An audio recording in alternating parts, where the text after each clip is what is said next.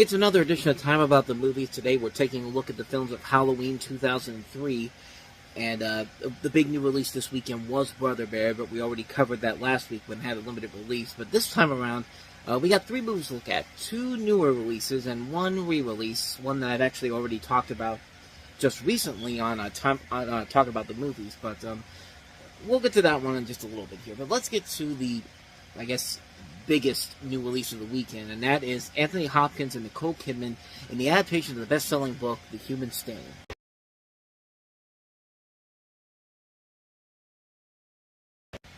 The Human Stain is the story of Coleman Silk, played by Sir Anthony Hopkins, who's a classics professor with a terrible secret that is about to shatter his life in a small New England town. One his affair with a young troubled janitor, played by Nicole Kidman. Already you start to see some of the problems coming into play here, but when his affair with a young troubled janitor, played by Nicole Kidman, is uncovered, the secret Silk had harbored for over 50 years from his wife, his children, his colleague, and writer Nathan Zuckerman, played by Gary Sinise, fast explodes in a conflagration of devastating consequences.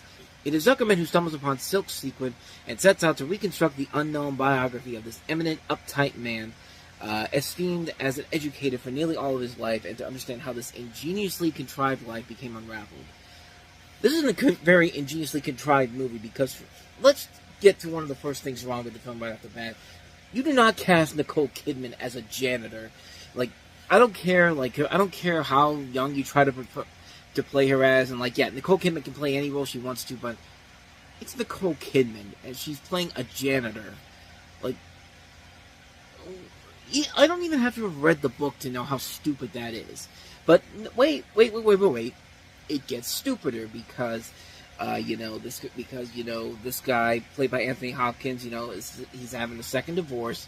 He's dealing with a battle of Now, this is actually Gary Sinise, I'm sorry. Gary Sinise is the one who has the second divorce, and he's got a battle with prostate cancer, so he's got a ton of problems on his own. But what Anthony Hopkins is in this movie, this is, he's forced to resign after being accused of making a racist remark in class, and his wife died suddenly after the events of the scandal, and he wants to avenge his loss of career and companion by writing a book about the events of Nathan's assistants.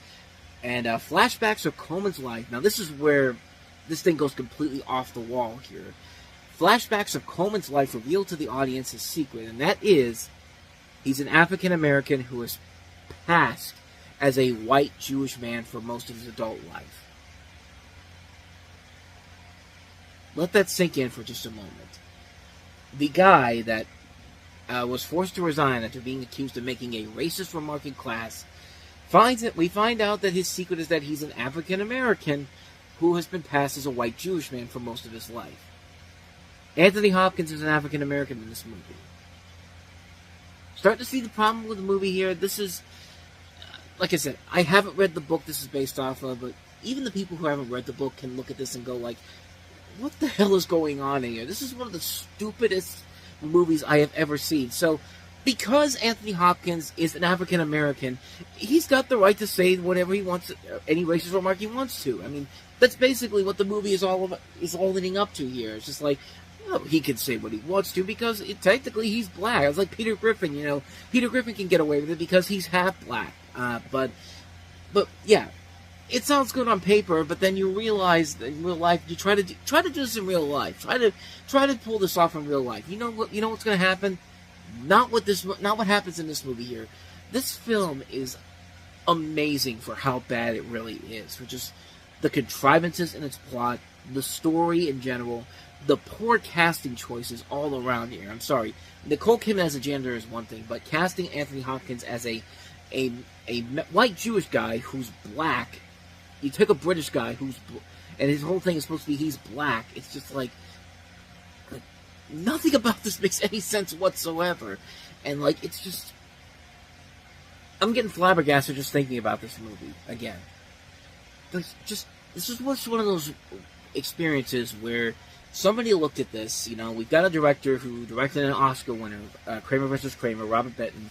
You've got Nicholas Meyer, who's written a ton of stuff that is beloved, a lot of great stuff.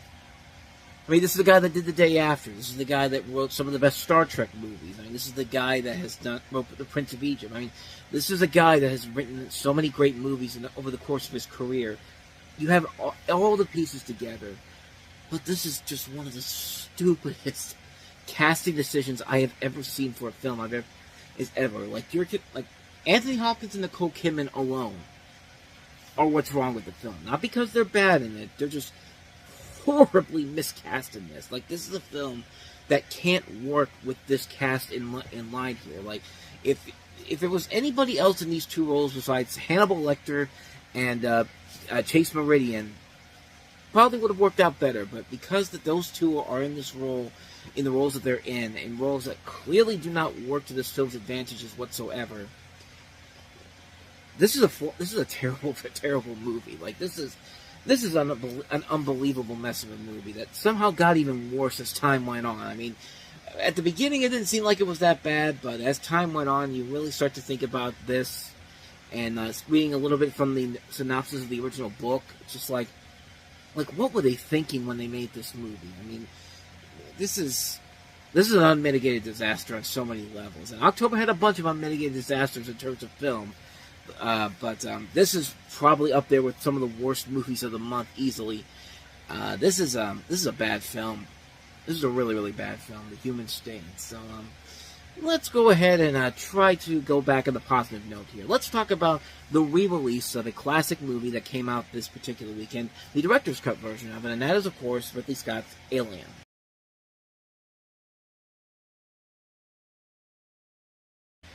I love how the ending of that is probably the least scariest thing in that trailer when you really watch the movie in general. I mean, all the other scenes in that movie are generally terrifying, especially the noise when the title card comes up, because that's a scene that's like one of those scenes. That's one of those things where I talked about in the review I just did for Alien. I'm talking about the movies where that noise from where that scene comes from still is much more terrifying than this trailer lets on here.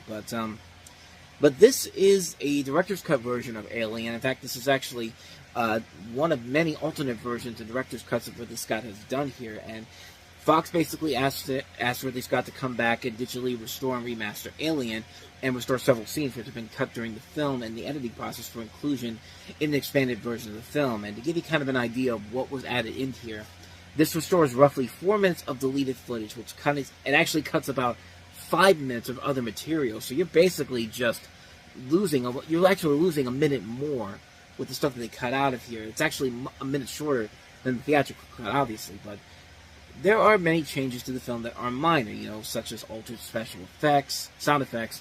There's trimming of some shots to speed up the film's pace. They actually removed the "What are my chances" scene from Tom Skerritt, which that's really one of those scenes where it's just like, that's no reason for that scene to be cut out of there when you really look at it. But the restored footage also includes the scene in which Ripley discovers the cocoon Dallas and Brett during their escape from the Nostromo, which is in and of itself a cool scene in general. So it's definitely a very mixed bag. I mean, it's not E.T. 20th anniversary bad, but it's not like Superman 2, the Richard Donner cut, good either. It's just like, I mean, it's a version it's a director's cut, and it's kind of, I mean, it does feel like something that is trimmed down from the original movie, which I think is a much better outing than the original film is. I mean, than the director's cut is, I should say. But it's just, I feel personally like the director's cut was not that great. But I am glad to say that at least that you can see the original version and the director's cut to see the better version. I think most people could agree the original version is much better. The slow burn of the scenes in that original cut works so much better than the faster pacing in this director's cut here. And yeah, director's cut, a faster pace overall, but trimming up scenes to move it along.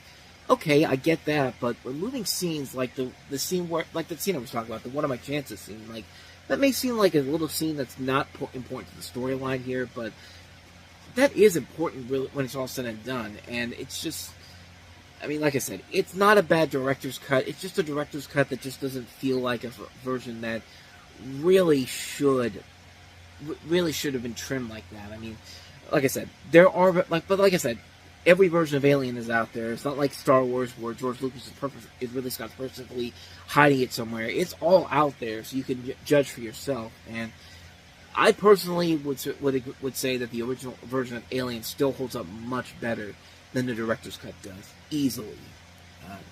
But that's just my personal take on it. The whole point, I mean, regardless, Alien is just a classic film. I've already gone in depth of my thoughts on the movie. If you want to go check that out, I'll put a link to it up in the corner here. I believe this is where the corner will be at, or if it's not there, over there. One of those two areas right there. But you can go ahead and watch my original review there. So that's the Alien director's cut. Let's move on now, people. Let's move on to the last movie we have here, and that is Hayden Christensen in Shattered Glass.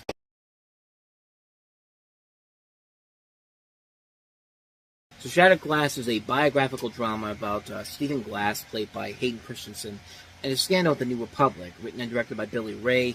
The film is based on the 1998 Vanity Fair article of the same name by H.D. Bissinger, who later would go on to write Friday Night Lights, and chronicles Gates' fall from grace when his stories were discovered to be fabricated. Hayden Christensen stars as Glass, Peter Skarsgård, Corey Seveny, Steve Zahn, Rosario Dawson, Melanie Linsky, Hank Azaria are in this movie. And this film may have not done well at the box office, but for Hayden Christensen, shows that the guy has a lot of acting chops. I mean, yeah, he doesn't play it well with Darth Vader in the Star Wars prequels, but here's a movie that shows that he's got the talent and the chops to work it, and he really makes it work in this movie. He plays a great portrayal of Stephen Glass. This is a very interesting story in general about a guy whose whole life is just completely falling to pieces because he can't stop lying about everything. And he's got a great cast around him to work with: Skarsgård, Seveny, Dawson, Zahn. I mean, all terrific in their own ways. And the film is very engaging. It's very intense. It's very intriguing to watch. And Billy Ray is a very good filmmaker overall. He directed another underrated movie that came out a couple years later, Breach. He wrote, of course, The Hunger Games. He wrote Captain Phillips. I mean, just a lot of talent there, and it shows on screen here. It's a very engaging storyline. It's a very good story, movie in particular. It's a shame that nobody went to go and see it. I mean, it was a film that should have gotten more attention than it probably deserved, mostly because of what Christensen brings to the table here. And it shows that, hey, the guy has what it takes to be a good actor. I mean, you take him out of a bad project and put him in something like this, here you go. He's got a chance to show you what he's made of, and he works great in here. It's a really good film. I do recommend it in general. Very underrated film, Shattered Glass. And so with that said, we wrap up another edition of Time About the Movies. We will jump into November next time around with 3 of big new releases, and 2 of them went on to become holiday classics. The other one went on to become The Matrix Revolutions, the last film in the Matrix trilogy. But we also have Will Ferrell and Elf, and also the star-studded Richard Curtis Christmas drama, Love Actually. Dramedy, if you will. I mean, it is a drama, but it's also a comedy too. But you know what I mean. We will talk about those 3 films on the next episode, so be on the lookout for that. But until then, thank you so much for watching, and if you want to see more videos like this, please hit the playlist on the next page, check out the previous episode, and also don't forget to hit the like and subscribe button if you want to see more videos like this on this channel. So, with that said, I'm off. I will see you guys next time, and until then, as always, take care.